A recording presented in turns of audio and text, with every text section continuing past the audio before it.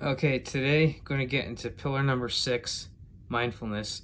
Mindfulness is pretty much about like a mental health side of things. Now, it's like mindfulness is kind of like a general term, but it's kind of all encompassing for mental health and everything. So, a couple general things that people can, like anybody can do, is meditation and journaling. Meditation is pretty much like sitting down for 5-10 minutes or whatever, and just kind of closing your eyes and just kind of focusing on like your breath and everything. And what you can do is get into YouTube and everything. Of course, a lot of people give that negative connotation to YouTube, well, you went to YouTube University, well, you must be a smarty pants and everything. So well, you might not necessarily become an expert in something with YouTube. What you can, YouTube is definitely good for is getting yourself introduced to ideas and concepts and everything. So like meditation is no different. There's a bunch of different guided meditation channels that you can get into, that you can sit there and do 5 or 10 minutes, or you can also there's several channels that play a kind of like a light type music, like a background noise music, for instance, like nature sounds, or different types of frequencies, sounds, or some along those lines, that you can listen to and just set a timer. And the thing is, it's not about just having no thoughts whatsoever. It's more being, in a sense, mindful of what your thoughts and where they're going, and realize, oh, hey, here's this here's this thought that popped up and everything. And you just, in a sense, let them go and everything. So some people will say it's great to do it first thing in the morning. Some people will say it's great thing to do at the end of the day as you're winding down for bed and everything.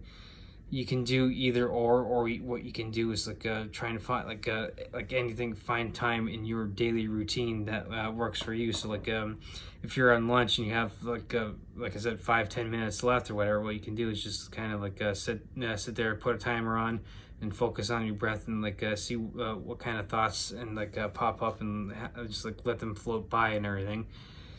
Journaling is another thing that is a great tool that you can use for mindfulness and everything. So again, some people swear by writing down in the beginning of the day, where you can just okay, this is what's on my plate for today. I got work, I gotta go to the gym, I gotta do this, I gotta do this, or you can do what I do, and at the end of the day, write down okay, this is where my day went. This is what went good. This is what's bothering me. And yeah, you just pretty much you what I do is I date it and then just write a whole page or whatever, and to kind of do that mental check in on where my day went, and to kind of see the good, the bad, and the ugly of the day. So I've been doing it for probably 5-6 years or so. So I'd have to check on how long I've actually been doing it, but like I said, it's probably been closer to 6 years now. But I do it at the end of the day, so it gives me that mental check-in for the how my day went and everything.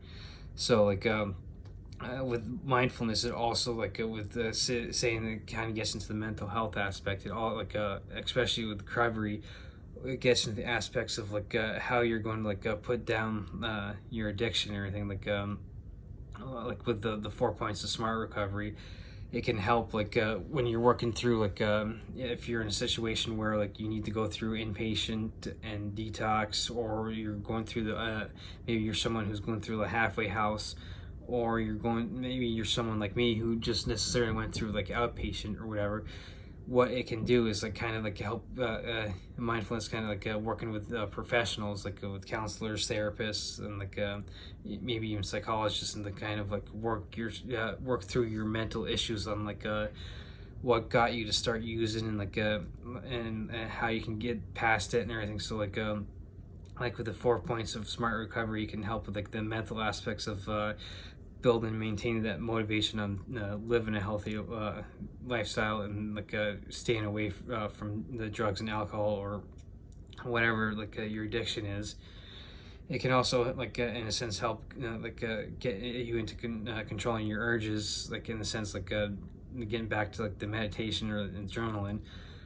Or you could also like get into like a mind another aspect of the mindfulness, so like instead of like maybe journaling, like maybe you're something like get yourself like a coloring book and like some colored pencils, and just sit there, and like it could, you know, help like distract you and give you something to focus on, which leads into like it helps, could, especially early on, can help you can control your urges and stuff. So like and like with doing like all that or whatever, it kind of like helps you build and maintain like the healthy lifestyle, because you're like thinking like if so, like negative stuff, like the urges or like negative thoughts pop up in the mind, into your mind, it helps lead back into like manage your thoughts, emotions, and behaviors too. So like they're all kind of like interconnected, and so like it can help you too, you know, moving back into the other pillars I've done, like especially like with the training and like nutrition and everything. It helps you like kind of focus on what you need to like improve upon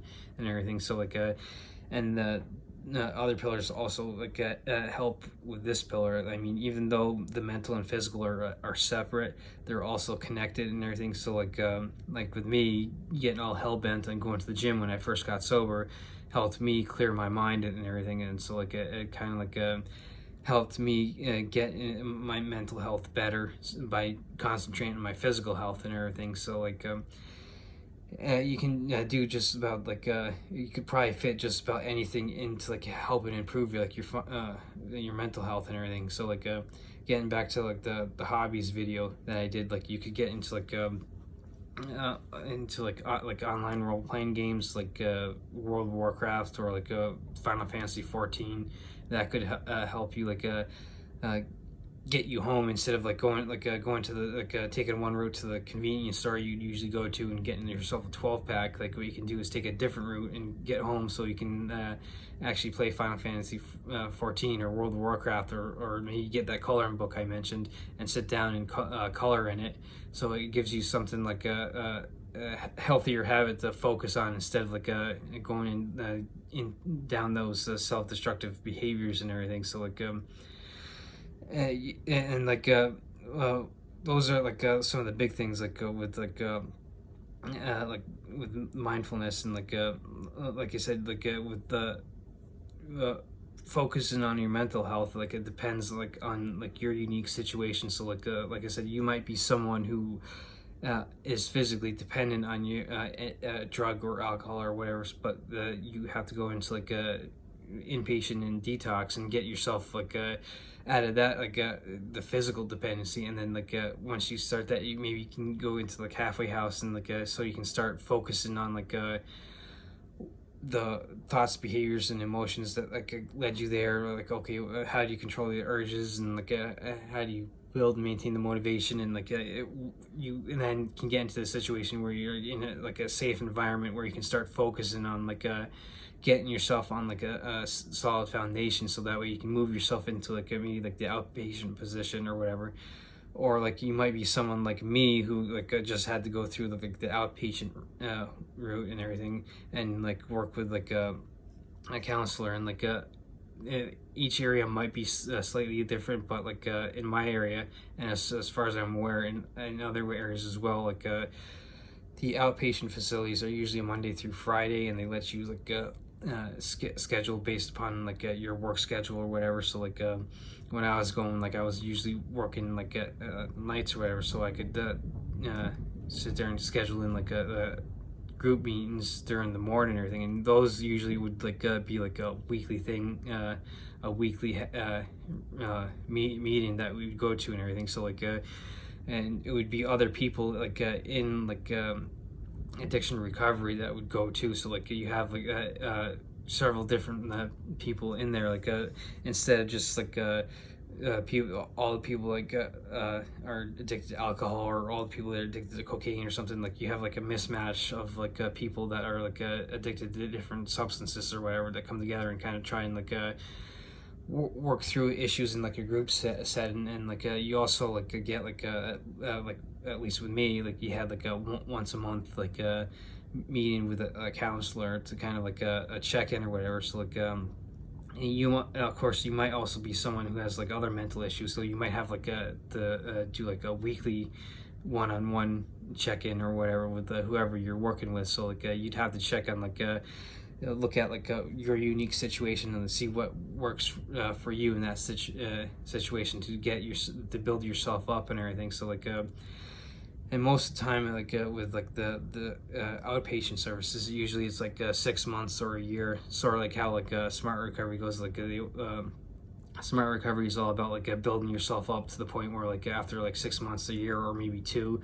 you've got that foundation built, so you can like it's like the building the house analogy, where like you want to have a good foundation first before you start building up, because like you don't necessarily want to build from the roof down, because you end up like having a shoddy foundation. So like you wouldn't necessarily like have a good house, or in this case you wouldn't necessarily have like a good base for your recovery and everything. So like that's what like mindfulness is all about, is pretty much getting your mental health aspect in line, in order, so that way you can help out with like the other pillars as well. So like and like of course mindfulness, like I said, is kind of like a general all-encompassing term, because like each person's unique situation might be slightly different. So like it depends. Like I'm always big on looking at your unique situation. So like when thinking about mindfulness, you got to take into consideration like, okay, where I'm like getting and doing that mental check-in of your thoughts, emotions, and behaviors, and like and everything. So like that's personally why like I do journals at the end of the day, so that way I have that mental check-in. So next week I'll be getting into the last pillar and everything, which will be consistency. So that should be able to tie everything together. So until next week.